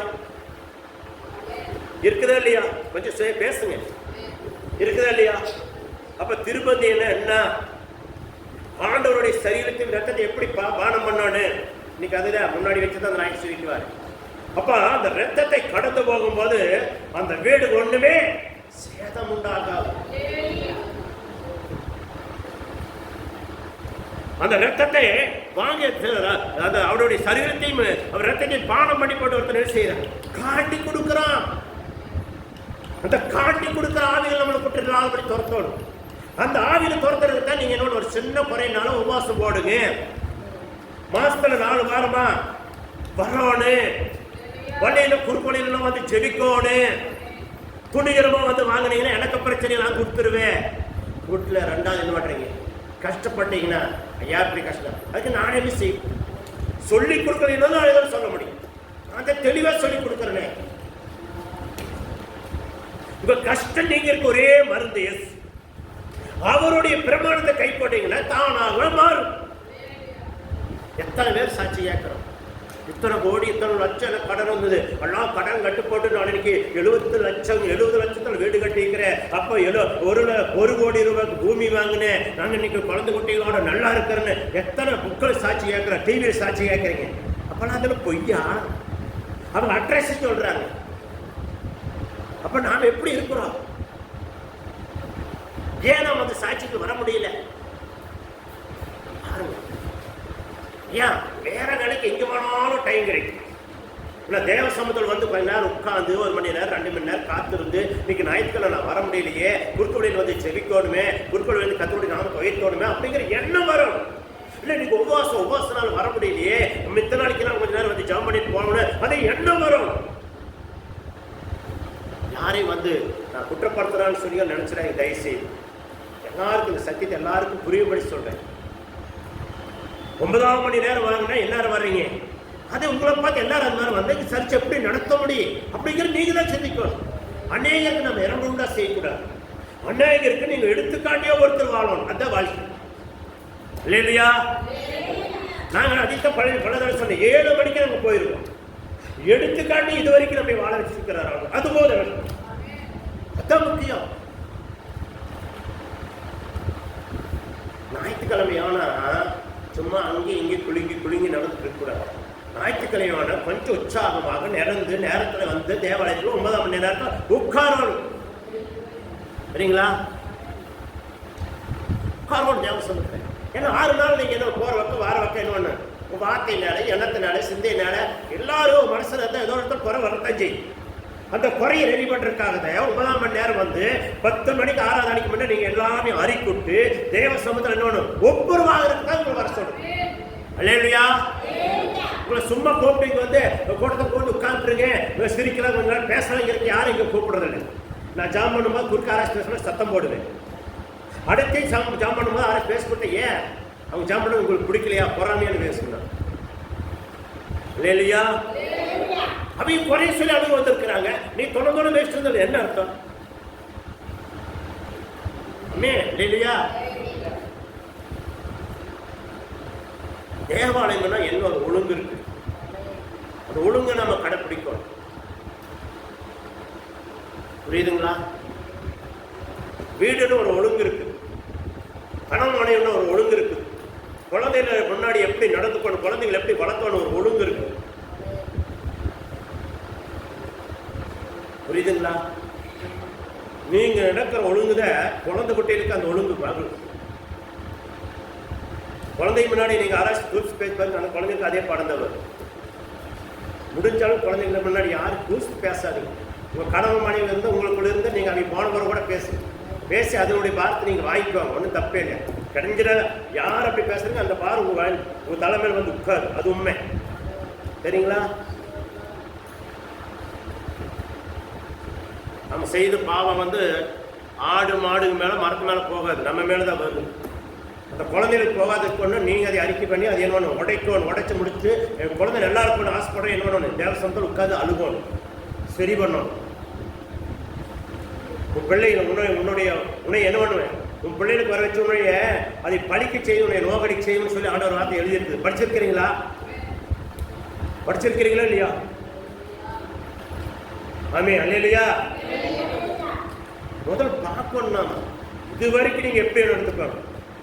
வாரம் வாரம் உங்களுக்கு சொல்லிக் கொடுக்குற சத்தியத்தில் நீங்க கரெக்டா பாருங்க, நிறைய மாறும். குடும்பமே மாறும். குடும்பமே உங்க குடும்பம் தானாக உயர்ந்து நீங்களே பார்ப்பீங்க. எப்படியெல்லாம் உயர்றீங்க உங்களுக்கே தெரியும். அல்லேலூயா, அல்லேலூயா, கர்த்தருக்கு ஸ்தோத்திரம். நைட்டெல்லாம் வேலை செஞ்சுட்டு வந்து கூட அலையரை சொல்றாரு, வேலையே செய்யாதீங்க, கீழே தலை அப்படி ஆடிட்டு இருக்கிறீங்க. அல்லேலூயா, ஆமென். கர்த்தருக்கு மகிமை உண்டாட்டும். சரி, அடுத்தது ஒரு வசனம் என்னன்னா, சீக்கிரம் முடிச்சு திருவள்ளுக்கு போகலாம். எல்லாம் இன்னைக்கு என்ன நிறைய பக்கம் எல்லாம் கல்யாண விருந்து, அந்த விருந்து, இந்த விருந்துன்னு எல்லாம் நிறைய போக வேண்டியதெல்லாம் லாரி தடை பண்ணக்கூடாது. ஆமென். அல்லேலூயா, கர்த்தருக்கு ஸ்தோத்திரம். இன்னொரு அடுத்த வசனம் பாருங்க, சங்கீதம் 140:7. சங்கீதம் 140:7. ஆண்டவராகிய கர்த்தாவே, என் ரட்சிப்பின் பலனே, யுத்த நாளிலே என் தலையை மூடினே. உங்கள் பிரச்சனையினால உங்க தலையே மூடுறாரு. யுத்த நாளே உங்களை ஏன் எலிமெண்ட் போட சொல்லி கவர்மெண்ட் சொல்லுது? எதுவோட கையில காலிலையோ உடம்புலையோ ஒரு சின்ன கீரையோ புண்ணுல ஆனாலும், ஒரு விரலையே காணாது போனாலும் உங்களை காப்பாத்திடலாம். ஒரு காலை கையை காணாது போனா கூட காப்பாத்திடலாம். தலை போனா காப்பாற்ற முடியுமா? சொல்லுவாங்களா? காப்பாற்ற முடியுமா? அப்ப ஆண்டவர் என்ன சொல்றாருங்க, என் தலையே பிரச்சனையில் மத்தியிலும் நீ போகும் வழியில வரும் வழியில தலையை மூடுகிற தேவன். புரியுதுங்களா? உங்க தலை என்ன செய்யறாரு? மூடுகிறார். அங்க முதல் சொன்னாரு, உன் தாயின் வார்த்தையிலே பாதுகாத்தாருன்னு சொல்லி பார்த்தோம். இங்க என்ன சொல்றாரு? உன் தலையே யுத்த நாள் என்ன செய்யறாராமா? மூடுகிறாராமா. ஏன்? எதுல வேணாலும் என்று குறை வந்தால் காப்பாற்றிடலாம். ஆனா தலை எதிர ஆயிட்டு காப்பாற்ற முடியாது. இங்க என்ன சொல்றாரு? கேட்பாங்க, ஏப்பா தலை போராவத்தை அப்படி போடுறேன், கொஞ்சம் பொறுமையா போவேன் அப்படிங்கிறாங்க, சொல்றாங்களா? கேள்விப்பட்டிருக்கிறீங்களா? பாருங்க, அவர் கூட தலையாடுறாரு. நம்ம சந்தோஷ் நட்ராஜ் தலையை மாட்ட மாட்டேங்கிறாரு, காலை வேணா ஆட்டுறாரு. இருக்கிறாரு. அல்லேலூயா, ஆமென்.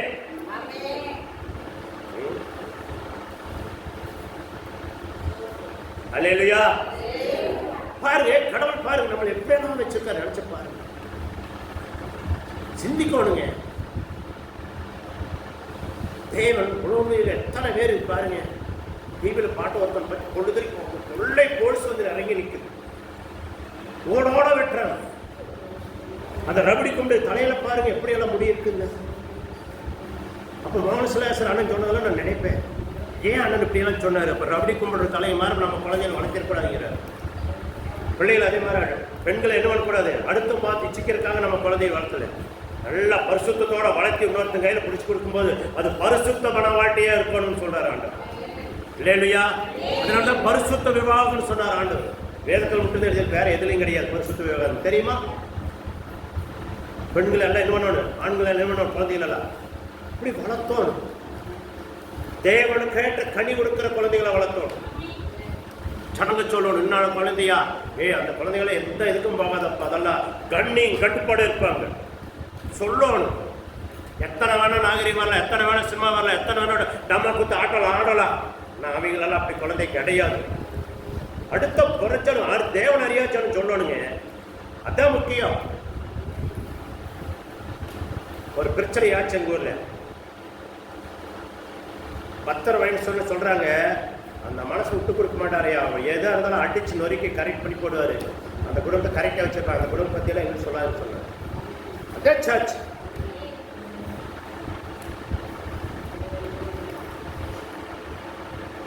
தேவனுக்குள்ள வந்தவரவும் அந்த கதையை நான் செஞ்சுட்டேன். இவ்வளவு கொடுமைதான காரியம் இல்லை, ஆண்டவரை நீ மன்னிக்கணும்னு சொல்லி நான் அழுதணும். அல்லேலூயா. சரிங்களா? தேவனுக்குள்ள வந்தவர்களும் என்ன பண்ணுங்க, அந்த காலத்து கொடை, இரும்பு கொடை தெரியுங்களா? கொடையிலேயே பையன் அடிச்சுங்க, உடம்ப போற அப்படியே ஒரு குறுக்குறி ஓட்ட மாதிரி அப்படியே செவந்த மேனுக்கு அப்படியே செவச்சவன்னு இருந்தது. அங்கே வந்தவர் 2-3 பேர் வந்தாங்க. எல்லாம் வந்து பார்த்துட்டு என்னையே இப்படி தான் பண்ணுவாங்க டெஸ்ட் போட்டு அவங்களே போய் தேடி பையனை பிடிச்சிட்டு வந்து அவங்களே கூப்பிட்டு வந்து எல்லாம் காப்பி அடிச்சு குடிச்சிட்டு உட்காந்து எல்லாம் நைட் 12-1 மணி வரைக்கும் எல்லாம் வந்து பேசிட்டு போனாங்க. சரிங்களா?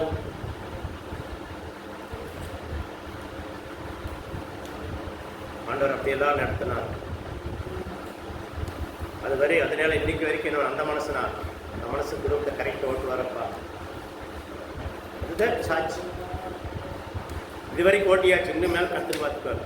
இந்த பசங்க அவங்க வாட்டில் ஆள் ஆகிட்டாங்க. அதையும் பார்த்துக்குவாங்க. அந்த எண்ணம் எனக்கு கொஞ்சம் அவங்க குடும்பத்தை பாதுகாத்துக்குவாங்க. எங்களுக்கு கொடுத்த மருமக பிள்ளையெல்லாம் எங்களுக்கு மக்களாக தான் கொடுத்துருக்காரு ஆண்டவர். யாரும் எங்களுக்கு மருமகளாக கொடுக்கல, மக்களாக கொடுத்துருக்காரு. அதே எங்கள் சாட்சி. அல்லேலூயா. பிள்ளைகளும் அதே மாதிரி தான் கடவுள் கொடுத்த ஈவான குழந்தைகள் பேத்தி பேரனுங்க அப்படித்தான் வளர்த்துவார்னு சொல்லி ஆண்டவர் நம்ம ஆண்டவர் என்ன பண்ண ஸ்தோத்திரம் பண்ணி கொண்டே இருக்கிற தேவன் அப்படியே வளர்த்துவார் நம்பிக்கை இருக்கிறேன். நம்பிக்கை தான் மனுஷன். விசுவாசம் தான். விசுவாசத்தோடு ஓடணும். விசுவாசம் வந்தால் தானாக எல்லாம் நடக்கும். விசுவாசிக்கணும். நாம் என்ன பக்தியில் ஓட்டுறோமோ அதே நடக்கும். அதுக்கே சொன்னேன், அவன் என்ன எண்ணத்தோடு நீ திருப்பதி வாங்குற அப்படிங்கிறது தான் முக்கியம். என்ன எண்ணத்தோட ஆண்டவருடைய ரத்தத்தையும் சரீரத்தையும் பானம் பண்ணுறேங்கிறது தான் முக்கியம். எல்லாம் வாங்குறாங்கன்னு சொல்லி என்னமா வந்து விடாங்கன்னு அது வாங்கியிருக்கூடாது. அதுக்கு நீங்கள் பாத்திரவானா மாறித்தான் வாங்கணும். சரிங்களா? வார்த்தை வாரம் சாப்பிடாத வசனம் போட்டிருக்கு. கர்த்தருக்கு சோத்திரம். இந்த வசனம் படித்து நான் முடித்துப்போ உங்களுக்கு திருப்பதிக்கு போகலான்னு நினைக்கிறேன். கர்த்தருக்கு சோத்திரம். 1 குறைஞ்சியாரில் எடுங்க. திருப்பதியை பற்றி போட்டுக்கிற எடுங்க. படம் 11 தானே? 11 எடுங்க.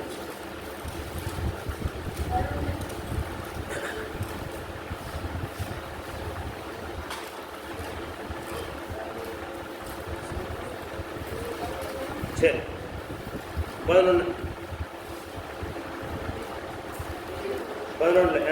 எதுலேருந்து 23 படிச்சிடலாமா? சரி படி. நான் உங்களுக்கு ஒப்பு வைத்ததை கர்த்தரிடத்தில் பெற்றுக்கொண்டேன் என்னவென்றும் கர்த்தராகிய இயேசு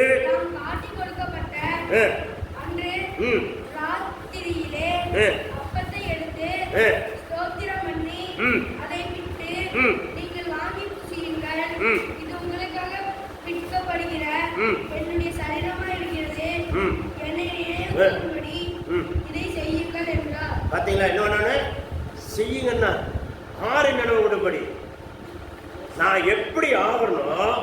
இது உங்களுக்காக எல்லாம் பிற்கப்படுகிறது, உங்களுக்காக சிந்தப்படுகிறது.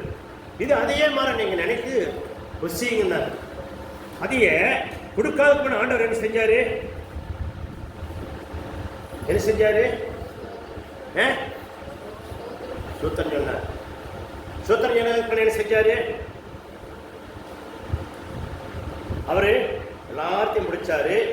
லைனை நிற்க வைத்தாரு. ஒரு வட்டில் எடுத்தாரு. அந்த வட்டில் ஒவ்வொருத்தரும் வந்து நிற்க வைத்தாரு. துண்டு எடுத்து இடுப்புல கட்டினாரு. ஒவ்வொரு பாத்திரையும் கழுகுனாரு. கழுகி என்ன செஞ்சாரு? ஒவ்வொரு கைகளை பிடிச்சி முத்தமிட்டாரு. அப்புறம் என்ன செஞ்சாரு? அப்புறம் உட்கார வச்சு எல்லாருக்கும் என்ன பண்ணாரு? அப்புறத்தை தோத்தர் சொல்லி இது உங்களுக்காக விற்கப்படுகிற என்னுடைய சரிகளோ, உங்களுக்காக சித்தப்படுகிற ரத்தம். பார்த்தீங்களா? அது எதை குறிக்குது? அது எதை குறிக்குது? தாழ்மை குறிக்கிறது. இந்த வானத்தையும் பூமியும் உண்டாக்கி மனசுல வந்த தெய்வமே இதை நான் செய்யறேன்னா நீங்க எப்படி இருக்கிறீங்க அப்படிங்கிறது தான் அது தாழ்மை குறிக்குது. அல்லேலூயா. அதனாலதான் ஆண்டவர் சொன்னாரு, ஏவன் நீ உதய நல்ல பரலோகத்துக்கு நீ மேல இடத்துல உட்கார்ந்து இருக்கணுமா, நல்ல பெரிய தலைவன் ஆகணுமா, நீ அவன் பாதரட்சி நீ சுமக்கணுன்ட்டு. பாதரட்சி எல்லாம் கையில் கல்லியோட கூட சில பேர் முடப்படுவாங்க. கையில் எடுத்து வைக்கல, ஒன்றும் கெட்டு போக மாட்டேங்குது. இந்த தாழ்மை வந்து காட்டோன்னா வந்து வார்த்தையிலே ரைடாக வரும்போது அந்த பாதரட்சிக்கு இருந்தால் ரைடு எடுத்து ஒரு பக்கம் அடிக்கிட்டு வரல, ஒன்றும் தப்பே இல்லை. சரிங்களா? இங்கே பிச்சம்பலத்தில் ஒரு சர்ச்சுக்கு போனேன். அழகாவே இல்லை சேனல் போட்டோம். ஊரை செருப்பு கண்ட தொட்டமாக கட்டி போட்டுட்டாங்க. நான் போய் 10 நிமிஷத்தில் அப்போ கால் நல்லா இருக்குது. 10 நிமிஷம் இல்லை ரைனாக கட்டாக்கட்டான்னு எல்லாம் ஒரு ரைனாக வச்சுட்டு ஒரு 2 செருப்பு ஒரு ஓட்டை போயிட்டு அதில் அந்த பாஸ்ட்டு இது வச்சுருக்குறாங்க. என்ன வச்சுருக்குறாங்க? கேமரான்னு பார்த்துட்டார். மகாராஜி சொல்கிறாரு, ஒரு புலிகர் வந்தார், அவர் வாட்டை எல்லாம் எடுத்து தலை செஞ்சு போட்டு அவர் வந்து உட்காந்துருக்காரு. அவர் இந்த கூட்டத்தில் அவர் தான் ஆண்டவர், அந்த ஆசிரியத்தை போகிற அவர் தான் வாங்கிட்டு போப்பாருன்னார். நான் அதை நினைக்கவே இல்லை. அவர் சொன்னதை பார்த்தோன்னே சுற்றி பார்க்குறேன். ஆராய்ச்சி செஞ்சாங்க. நான் செஞ்சேன்னு எனக்கு நினைவு இல்லை. அப்புறம் வந்துட்டு போகும்போது வந்து கை போட்டு அருமையான வேலையை செஞ்சீங்க, ஆசிரியர் போகிறவங்களுக்கு தானே. அப்போதான் நான் தான் செஞ்சேனா அப்படிங்கிற எனக்கே வந்தது. எனக்கு தான் அந்த என்ன இடத்துல அந்த எண்ணங்களை நான் செஞ்சேன்னு அந்த பெருமையாக அந்த எண்ணங்களை எனக்கு வரல. அதுதான் ஆண்டவர் செஞ்ச காரியம். இயேசுநாதர் நம்மளுக்குள்ள இருந்தால் அந்த பெருமை வந்துடுவாது எப்பவுமே. இயேசுநாதருடைய இன்னொருத்தர் இருந்தான்னா என்னைத்தான் சொல்கிறான் அப்படின்ட்டு அப்படியே உள்ள சொல்லிகிட்டே இருக்கு. புரியுதுங்களா? நான் பல தடவை சொல்லியிருக்கிறேன் எல்லாத்தையும். வந்தீங்கன்னா இந்த உள்ள செதுக்கிறது வந்து ஒரு சின்ன வேலை செய்யணும்னு செஞ்சீங்கன்னா தேவனுக்காக செய்யணும்னு சொல்லி பாருங்க. கர்த்தர் உங்களை மென்மேலும் ஆசீர்வதிப்பார். ஆமென். அல்லேலூயா. இதுக்குமே நம்ம வந்து தேவாலயத்தில் வேலை செய்யணும் மறக்கக்கூடாது. ஒரு வீட்டுக்கு விருந்துக்கு போறீங்களா, ஒரு சின்ன வேலை செய்து நம்ம மறக்காது செய்யணும். அவங்க யார் எந்த சாமியை கும்பிட்டு போகிறாங்க, சாமி கும்பிட்றதுக்கு அதுக்கு சம்மந்தமே இல்லை. அவங்க நம்மளை போல மனசுன்னு மட்டும் நினச்சிங்கன்னா போதும். அது முக்கியம். அவங்க அறியாது, நாம ஒரு காலத்தில் அறியாது கும்பிட்டோம்ல, அது மாறுதே. அல்லேலூயா. அதில் யாருமே வயதையும் தாழ்த்து ஒருத்தரும் கிடையாது. அவங்க என்ன, அவங்களுக்கு இருதை கண்ணு திறக்கப்படல, அவங்க செய்யறாங்க. நம்மளுக்கு இருதை கண்ணு தாயில் வார்த்தை பண்ணியே முன்குறித்து வைத்ததுனால நாம் ஆண்டவர் இடத்துல வந்து உட்காந்துருக்கோம். இவ்வளோதான் வித்தியாசம். அல்லேலூயா. கர்த்தர் உங்களை ஆசீர்வதிப்பாராக. இன்னொரு வசனம் படித்து 1 யோவான்ல 5:14 1ல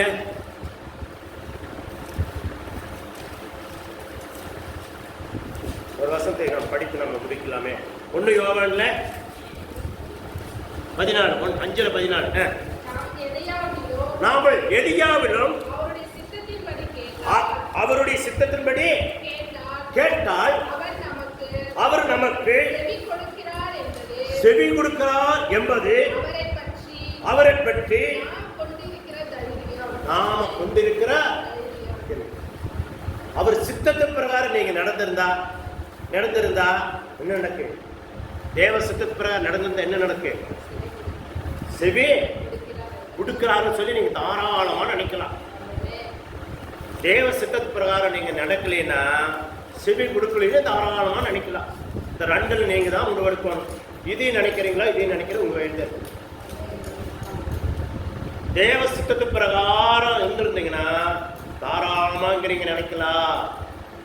தேவ சித்தத்தின் பிரகாரம் இல்லாதபடி சாலை இருந்தாங்கன்னா காலர் தூக்கிட்டு நடந்திருந்தீங்கன்னா இதுவே நினைக்கலாம். ஒன்றும் தப்பே இல்லை. அல்லேலூயா. அது எது பெட்ரு அப்படிங்கிறத நீங்க முதலிங்க தான் முடிவெடுக்கணும். நான் சொல்லலை, வசனம் சொல்லுது, நான் சொல்லிட்டேன். அல்லேலூயா.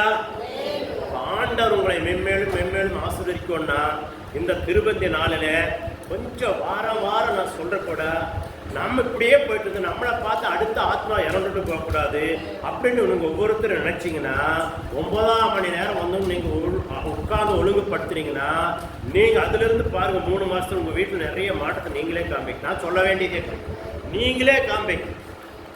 அப்போ நீங்களே சாட்சி சொல்லுங்க, நான் சொல்ல வேண்டியது இல்லையா? சாட்சி சொல்லணுமா இல்லை இப்படியே இருக்கணுங்கிறது உங்கள் கையில் தான் இருக்கு, என் கையில். புரியுதுங்களா? தேவன் இந்த வார்த்தை கொண்டு வசனத்தை கொண்டு உங்களை கர்த்தர் ஆசீர்வதிப்பார்னு, தேவன் உங்களை மென்மேல் ஆசீர்வதிப்பார் சொல்லி நான் அந்த வார்த்தையை நான் சுருக்கிக் கொள்கிறேன்.